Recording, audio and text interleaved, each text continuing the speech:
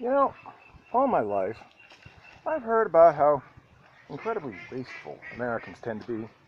I mean, we got everything, and anyway, we just throw it all away, right? That's what they tell me. Probably what they tell you too, isn't it? But them third worlders, they can't afford to throw everything away like that. They just don't have the money. They don't have the resources like we do.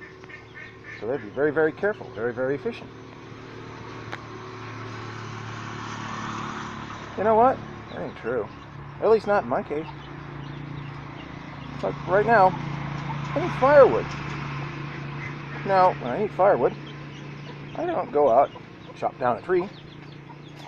I go out and look for the local super inefficient, or should I say super efficient, third worlders, all the waste they leave behind.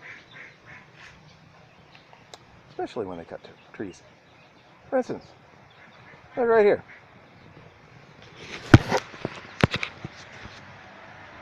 I cut this tree off at waist height, and here's the wood. Wood. All this wood is right here, and more.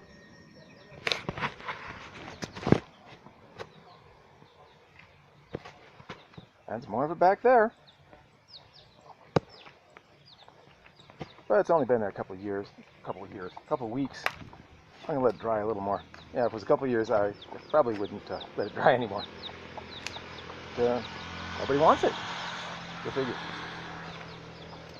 So, I'm going to come over here to a spot that's been sitting around for a couple of months. We are. Just sitting there, getting dry.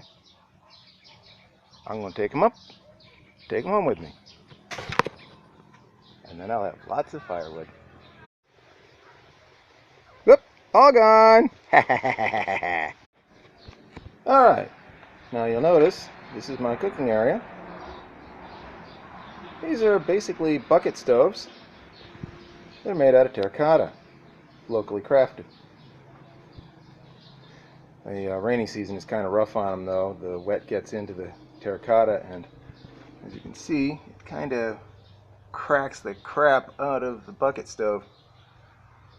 Fortunately, I have a backup waiting.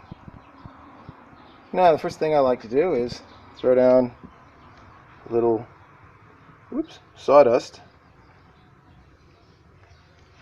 Every time a guy with a chainsaw comes by, cuts down a tree, I gather up the sawdust because I'm a wasteful American, not an efficient third worlder. Right? Alright, what's next? Next, of course, is some of that nice dry wood that I picked up, all broken into little sticks, ready to go. Next up, gasoline! When I say I'm cooking with gas, boy, I mean it. Here we go. That's all we need. By the way, this is not a legally approved container, but it's all I've got. Improvise, improvise, improvise. What's next? Little charcoal bed. Well, it's suddenly turned dark, and this is the rainy season, so I'm kind of concerned we're going to get a little bit of rain here. Okay, we're all set up, ready to go. Let's give it a match, eh? That's it?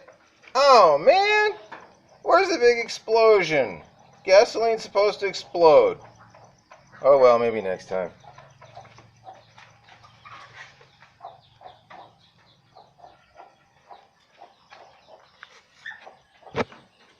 But you can see, woo! You can see how the sawdust that I collected that nobody wants soaked up the gasoline and is burning it and acting like a wick, slow down the combustion rate so that the wood and the charcoal have a chance to catch. Clever, eh? Now I can get on to other things, like doing my cooking. First thing I want to do, put on the water.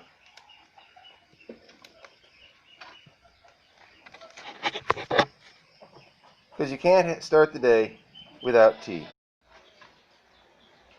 Yeah, when I'm sitting down, wasting yet another day of my life in the Philippines, and I need some food, and it has to be cheap this time, I always go for a big old bowl of Uncle Sticky's brand this stuff. I don't know what it is. It's cheap and filling. That's good enough for me. Be good enough for you too. Uncle Sticky's brand this stuff. Try some today. Mmm.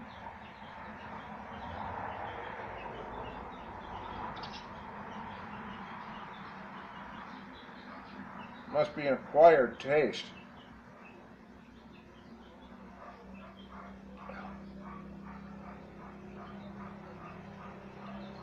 Try it today. You'll like it. I promise. Cut! Gah!